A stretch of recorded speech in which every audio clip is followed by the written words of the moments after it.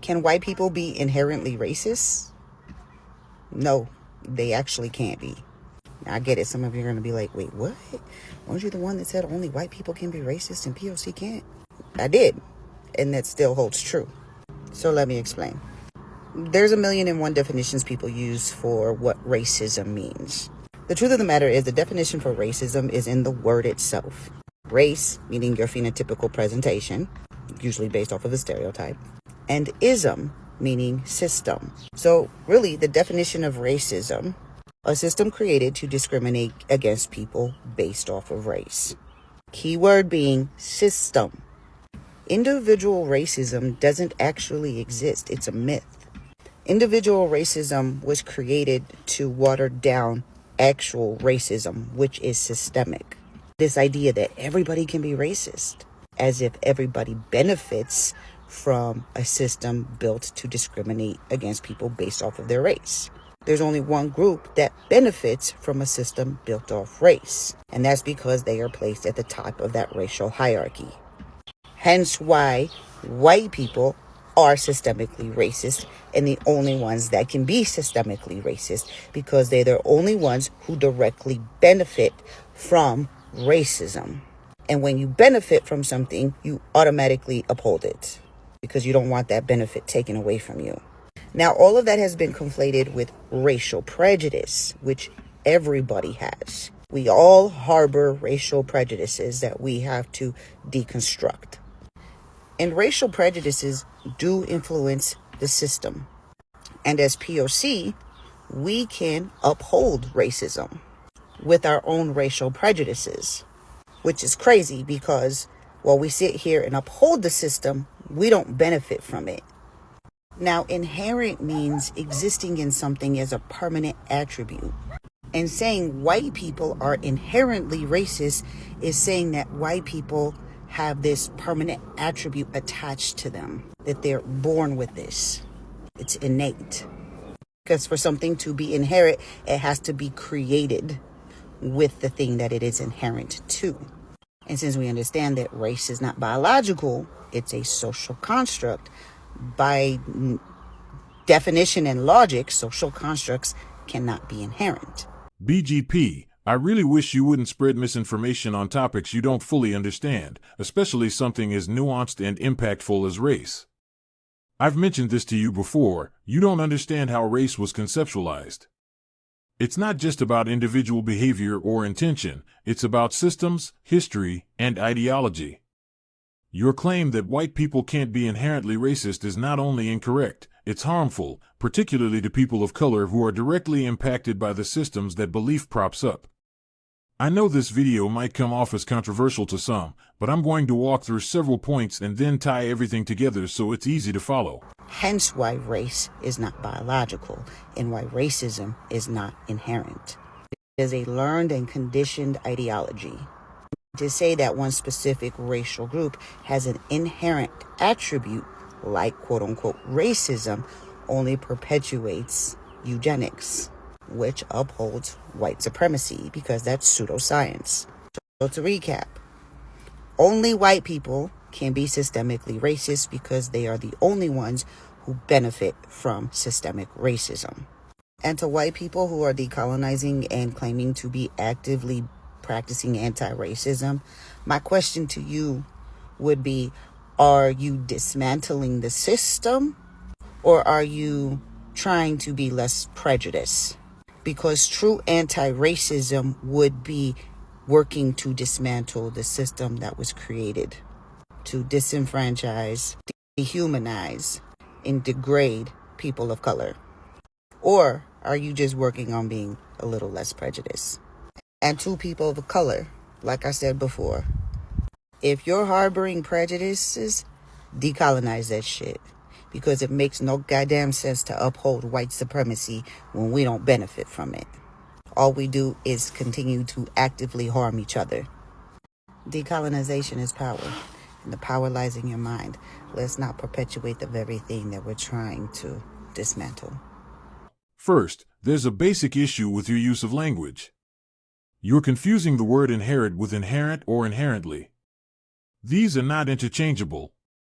Based on how you're using inherent, it's clear you're misunderstanding its meaning. Secondly, you're also overlooking how language and meaning shift depending on context. Words, especially in sociological discussions, can take on different shades based on how and where they're applied. A social construct can have inherent qualities. That's not contradictory, it's how social constructs function. You seem to be struggling with the very concept of a social construct. Social constructs are all around us: money, gender roles, national identity, even norms in Native American societies. They are created by people and reinforced through shared beliefs and behaviors. Let's use money as an example. Money is a social construct. It only has value because we've collectively agreed it does. Yet it still carries inherent power. Its essential nature comes from its value in exchange.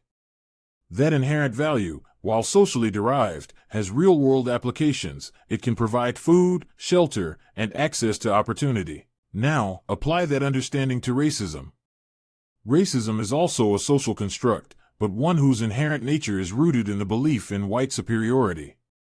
It's not random or neutral. The systems around us, legal, educational, economic, help reinforce this belief, shaping how people live, what opportunities they have, and how they're treated. Let's break down the word inherent.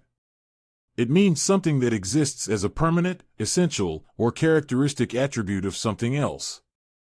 In this context, inherent doesn't mean biological. It refers to beliefs so deeply embedded within a construct, like racism, that they shape its core. So I understand why it would seem as if that's what would make white people inherently racist, right? But this is where the conflation and the misconception comes in. So all of us are born into that system. And if all of us are born into the system, then that would make all of us inherently racist. But none of us are inherently racist because none of us were born racist. None of us were born with racism. The system itself is inherently racist because it was created to be that way. Very fabric, the beginnings, the Constitution, Bill of Rights, all of this was created to be racist. It was created so that way the system that we live in is going to always be a constant struggle and fight for basic human rights for those of us who are of color. The system was created to always give advantages to white people, in particularly white, rich, cisgendered, heterosexual, able-bodied males. So racism is inherent to the system, but it is not inherent to the human. And because white people are the only ones who benefit from racism, this is how they are systemically racist. But they are not the only ones who uphold racism. They are just the only ones who benefit from it. We as POC uphold racism. We uphold the systems. We uphold white supremacy because we are colonized. We have been assimilated. We have been conditioned. And we do all of this and uphold all of this, but we never benefit from it. And that is what makes the difference in why white people are racist, but POC are not. And it's not race plus power. It's prejudice plus power equals racism. The prejudice upholds the system. The power is what allows you to benefit from it, which is why we as POC can be prejudiced and why we can uphold racism. But we can't be racist because we don't have the power to benefit from it. We got to be real careful because inherent means biological, naturally occurring, created from the beginning. And that would place biology onto race, which is pseudoscience, it's eugenics. Because we all know it doesn't matter what racial group you belong to, there's no one particular racial group that has inherent characteristics specifically for that racial group. So yes, white people are not inherently racist. They're systemically racist. And there is a difference between racism and racial prejudice because individual racism does not exist. It's a myth. Here's where I think you're getting stuck: the idea that something inherent can't be taught. But that's simply not true. Inherent beliefs, especially within social constructs, are ingrained, not innate. And ingrained beliefs can be taught, absorbed, and reinforced over time.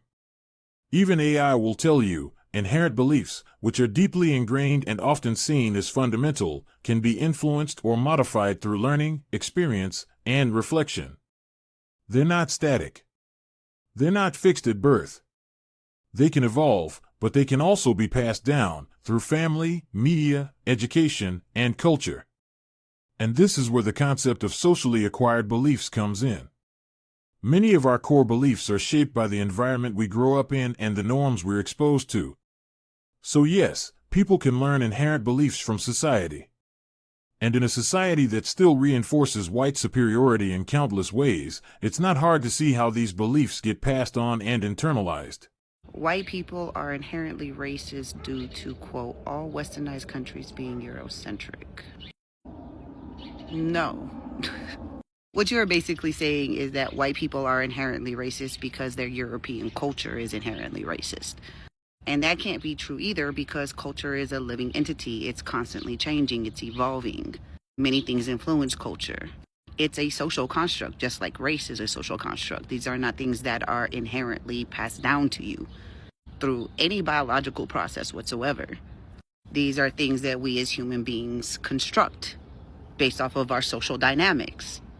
And to your second point, anti-blackness and racism is a secondary result of Eurocentric societies would also be wrong, because Eurocentric societies are not innately racist.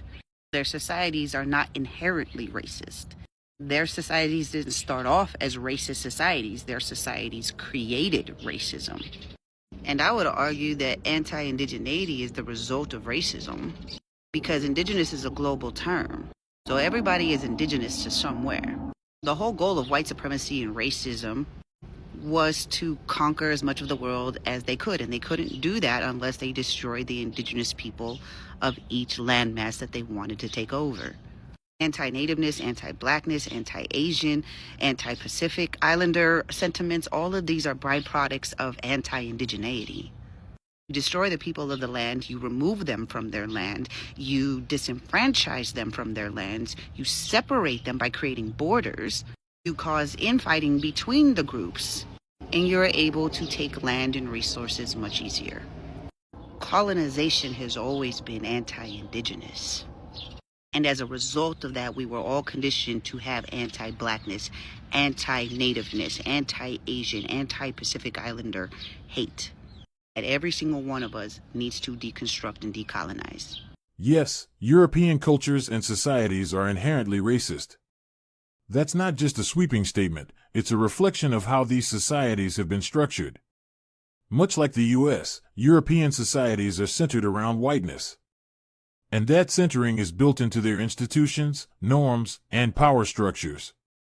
Denying this highlights the lack of understanding of how their societies work and how much of a threat white supremacy is to you. What's important to understand here is that their culture doesn't fundamentally change. What changes are the systems, but even as they evolve, they continue to serve one core purpose: protecting whiteness at all costs. This brings us back to a crucial point I keep repeating: you don't fully understand what social constructs are or how race operates within them. That lack of understanding leads to oversimplified narratives, and ultimately, to harm. When you overlook the mechanics of these constructs, you miss how and why Euro-descended people still control the majority of societal infrastructure. That control shapes everything from policy to education to economics, and it affects your life every single day, whether you notice it or not. And that control isn't neutral, it's the direct result of systems designed to uphold whiteness. Which brings me to my next point.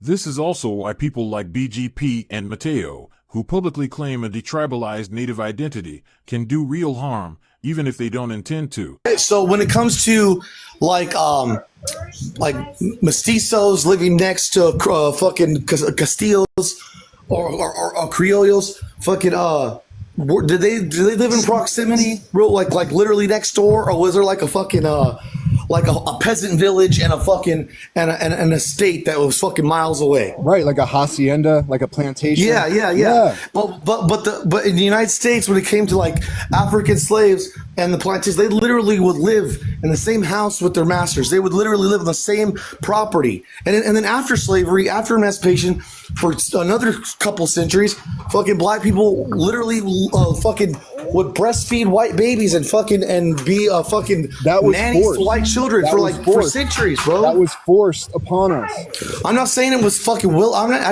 never said it was something voluntary, Right, but bro. that's what you do I'm to not- me. You I keep never said saying it was forced voluntary. upon you. I understand Yeah, that. I never bro. said it was voluntary, bro. What I I'm saying know. is I when it comes know. to whose proximity was closer, I mean, dude, like fuck.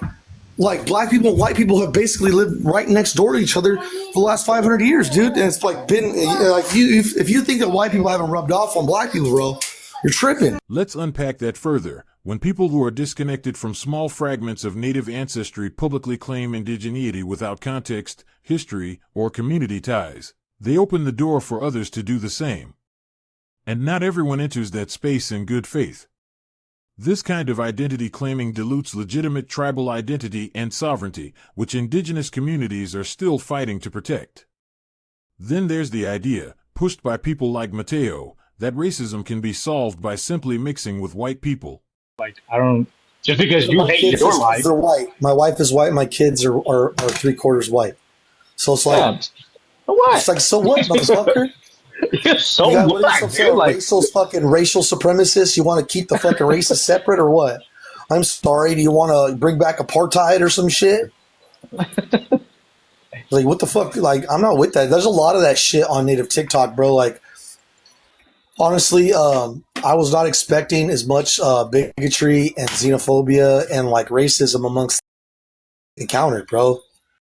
Like, there's like a weird focus on fucking not being mixed, even though everyone's mixed here because you hate white people. You're just a fucking asshole, all right? yeah. I really do try to give white people a more of a fair shake now because you can't really tell by looking at them.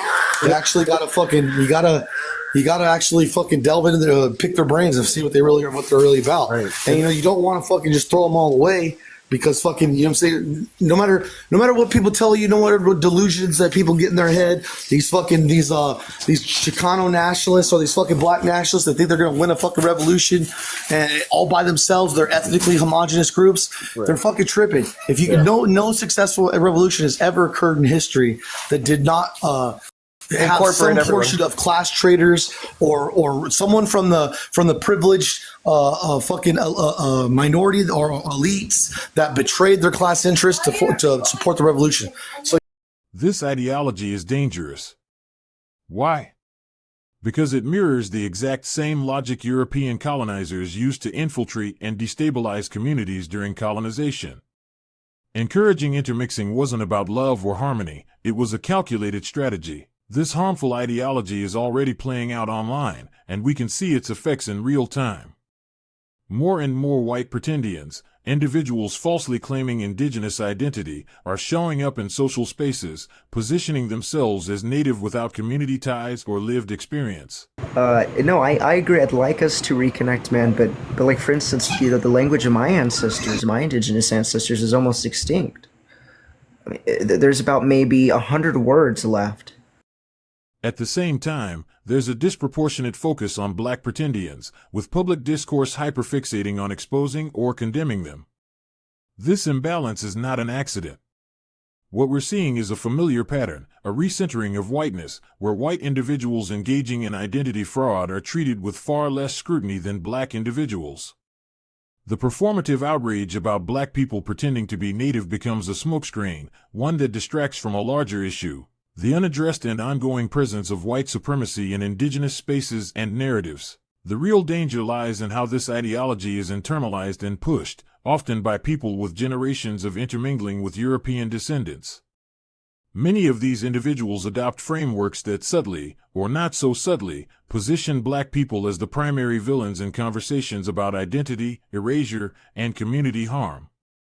This psychological reframing allows white supremacy to remain in the background, untouched and unchallenged. Instead of confronting the systems and ideologies that enable identity theft, colonization, and cultural erasure, the focus is shifted toward individual black actors, diverting attention away from the much larger, systemic problem of whiteness being centered and protected across all platforms, institutions, and communities.